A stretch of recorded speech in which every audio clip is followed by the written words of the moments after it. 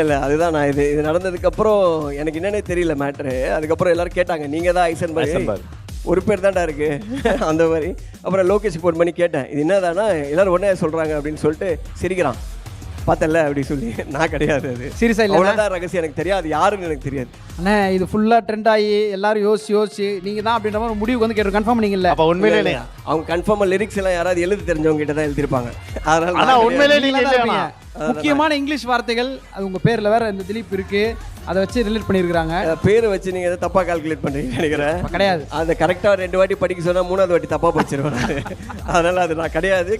So நீங்கள் அழுத்தமாக பதிவு பண்ணிட்டீங்க. உங்கள் கெஸ் படி யாரா இருப்பாங்கன்னு ஏதாவது ஒரு ஐடியா இருக்கானா? ஏன்னா ஒரு சில பேர் வந்து அனிருத் சார் அப்படின்றாங்க. எனக்கு தெரிஞ்சு இவனுக்கும் அந்த மாதிரி யாரும் தெரிஞ்ச மாதிரி தெரியல. ஒன்று லோகேஷாவே இருக்கணும், 2ம் லோகேஷாக தான் இருக்கணும்னு நினைக்கிறேன். உங்கள் தங்க நகையை விற்று உடனடி பணம் பெற மேக்ஸ் கோல்ட். கால் 04445454545.